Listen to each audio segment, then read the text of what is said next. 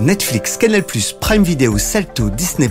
Les plateformes SVOD se multiplient mais rien ne change. Vous vous demandez toujours quoi regarder ? Télé Loisirs vient à votre rescousse chaque semaine dans À la demande, le podcast qui vous permettra de lancer le bouton play en toute sérénité. Bonjour à tous et merci d'écouter À la demande, le tout nouveau nom du podcast de la rédaction de Télé Loisirs, désormais consacré à toutes les plateformes SVOD. Je suis Laurence Gallois et voici venue l'heure du dernier épisode de l'été, et oui déjà, de nos épisodes consacrés spécialement au programme à rattraper pendant les vacances. Après vous avoir proposé des films, des séries et des documentaires, cette semaine on va parler humour et rire avec 5 émissions de divertissement qui ont fait fonctionner à fond les zygomatiques des journalistes de la rédaction de Télé Loisirs. Après avoir dévoré films et séries, vous êtes passionné pour les documentaires, peut-être aurez-vous envie de vous détendre en riant un grand coup. Et pour cela, À la demande vous a concocté une sélection de 5 émissions de divertissement avec des jeux, une émission de télé-réalité, mais aussi un programme autour de Top Chef, mais oui. Et on commence par les 2 coups de cœur de Jade Olivier, et notamment Ring et Comedy Club, un jeu à retrouver sur Salto et France.tv. Il met en scène 2 trios d'humoristes sur une arène de combat qui s'affrontent à coups de vannes. Est-ce que c'est vraiment drôle ? Oui, et Jade va vous expliquer pourquoi. Alors pour moi, c'est un super divertissement. C'est présenté par Tom Villa, qui est un personnage super sympathique, qui a beaucoup d'humour et qui rajoute justement une touche vraiment fun à l'émission. Le concept est assez simple, c'est des équipes qui s'affrontent sur un ring et il y a 3 manches qui sont très très modernes en fait. Souvent, il faut répondre du tac au tac, donc il y a énormément de stand-uppers qui viennent pour participer. C'est des équipes de 3 à chaque fois. Ils peuvent aussi bien caler des phrases sur des images qui vont devenir des mèmes ou essayer de se clasher sur leur maman, etc.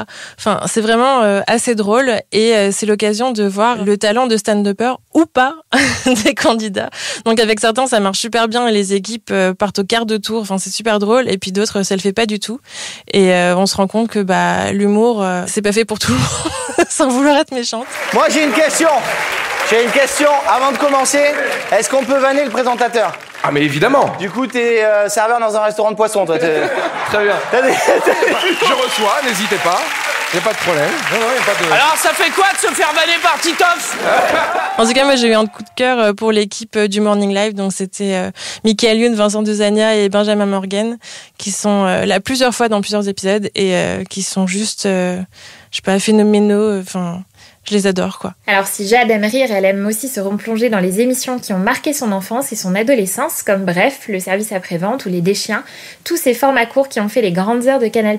Alors elle était forcément au rendez-vous devant l'émission Replay, disponible sur Canal+, animée par Antoine Decaune, dans lesquelles des personnalités rejouent ces pastilles cultes. Alors moi j'ai grandi avec Canal, en fait mes parents étaient abonnés, donc depuis toute petite je suis baignée dans leurs programmes, que ce soit les programmes longs mais aussi les programmes courts d'humour, donc soit Les Deschiens, La Minute Blonde, Bref, etc. Le principe est assez drôle parce qu'il y a certains protagonistes des anciens programmes courts qui rejouent dans d'autres programmes courts, notamment Guillaume Gallienne qui est exceptionnel dans le SAV des émissions.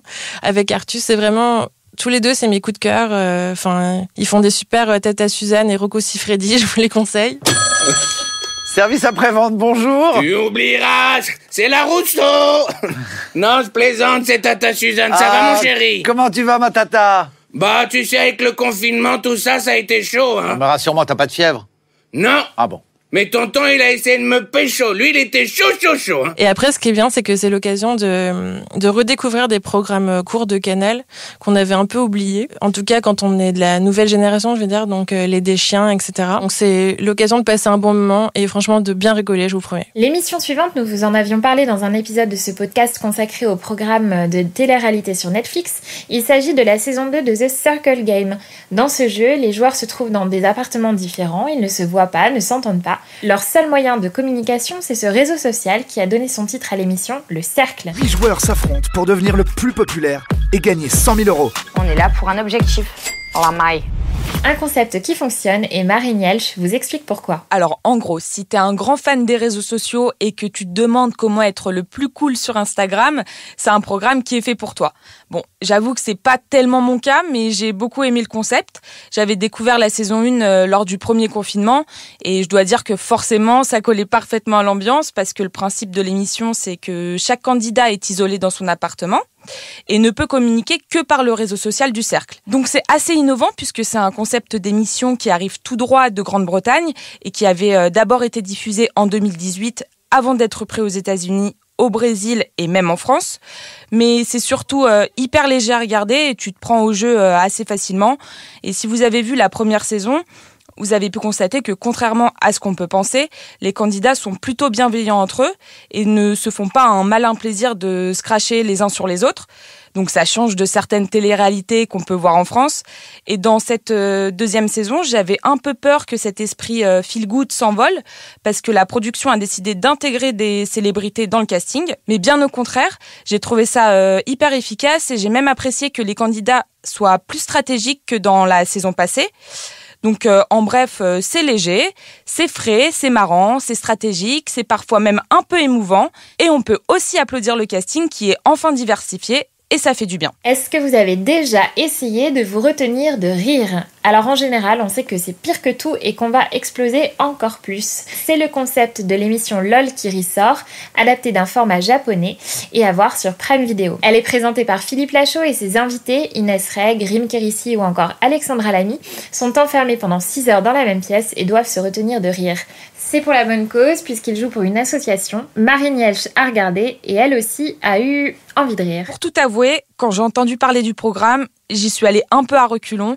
Je me suis d'abord demandé si ça n'allait pas être trop pénible de regarder des gens se retenir de rire pendant des heures. Et moi qui n'ai pas l'habitude de rigoler devant un programme, eh bien je me suis prise au jeu. Non mais il est extraordinaire. Comment ils font pour en parler ? Très très très dur. Oh là là, qu'il est bête. Oh là, regarde là. Ça va craquer, ça va craquer. Ça a craqué. J'ai été déjà surprise par le casting parce que je l'ai trouvé assez éclectique au début. Mais en fait, tout fonctionne plutôt bien. Et j'ai beaucoup aimé qu'on confronte 2 générations et donc de voir un Gérard Jugnot face à un Tariq Boudali ou à un Kian Kojandi. Il y a aussi de belles surprises parmi les candidats. Celle qui m'a clairement bluffée, c'est Alexandra Lamy qui est pétillante et qui nous révèle surtout des talents d'impro qu'on ne soupçonnait pas. Et parfois, tu comprends effectivement à quel point il est difficile de se retenir de rire face à certaines situations. Le seul petit bémol, j'ai trouvé les épisodes un peu inégaux et légèrement longs. On aurait peut-être pu soit pousser encore plus loin les vannes ou soit rythmer davantage les épisodes. En revanche, sur l'aspect technique, la production a sorti de gros moyens et ça se voit puisqu'ils ont tourné dans une immense salle de 1200 mètres carrés où étaient cachées 60 caméras. Donc en bref, c'est une belle émission. On a l'impression de regarder une bande de potes multigénérationnelle qui se fait une partie de « tu me tiens, je te tiens » par la barbichette. Le casting fonctionne aussi super bien. C'est léger à regarder, c'est surprenant, c'est aussi innovant. Et puis, on va pas se mentir, ça fait toujours du bien de rire. Ça fonctionne visiblement puisque Prime Video a déjà commandé une saison 2 de LOL qui ressort. Pour le dernier programme de ce top 5, je vous ai réservé une émission un peu différente, celle qui va vous donner envie de déguster des bons petits plats pour l'été, mais aussi pour la rentrée. Il s'agit de Top Chef Stories, à voir sur Salto, qui suit la création du restaurant éphémère de Mohamed Chek, le grand gagnant de Top Chef 2021. Une bonne manière de prolonger l'aventure si vous avez suivi, comme moi, le concours culinaire cette année. La visite guidée vous est proposée par Marie-Amélie Druhen. Alors comme moi, vous êtes en manque de Top Chef, je vous conseille d'aller découvrir Fissa, la mini-série autour de Mohamed Chek, le grand gagnant de la saison 12. Bon, je vous préviens, ça donne faim. Mais ça, vous avez l'habitude, après avoir salivé devant les bons petits plats des prodiges de Top Chef. Alors durant 4 épisodes assez courts, qui font 8 minutes, on suit le jeune chef dans l'ouverture de son restaurant éphémère au Jardin des Plantes à Paris.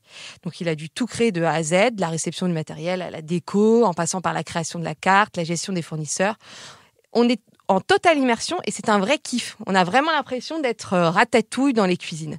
Ce que j'ai aimé aussi, c'est le ton. Alors ceux qui avaient aimé les expressions sorties de nulle part de Mohamed, on se souvient de « faut se bouger la couscoussière », alors là, vous allez être servis. Donc on se rend compte du travail dantesque que représente l'ouverture d'un restaurant. Au fil des semaines, on sent la tension qui monte. Il y a aussi les mauvaises surprises, comme le lave-vaisselle qui tombe en panne à quelques heures du moment fatidique. Bref, c'était le risque, j'ai pas perdu de temps, j'ai de suite réservé une table après avoir regardé cette mini-série. Pour résumer, si vous aimez les émissions de divertissement, à la demande vous conseille de découvrir Ring Comedy Club sur Salto et France.tv, Replay sur Canal+, The Circle Game sur Netflix, LOL qui ressort sur Prime Video et enfin Top Chef Stories sur Salto. Et voilà qui clôt ces 4 épisodes consacrés au programme à rattraper cet été. Merci beaucoup de nous avoir écoutés et d'avoir partagé un petit peu avec nous vos vacances. N'hésitez pas à soutenir ce podcast en likant et commentant l'épisode sur les réseaux sociaux. Je vous souhaite une bonne fin d'été et on se retrouve très vite à la rentrée pour de nouveaux épisodes et toujours plus de programmes à découvrir sur les plateformes. Vous pouvez retrouver ce podcast sur Deezer, Spotify, Apple Podcasts et toutes les plateformes de podcasts.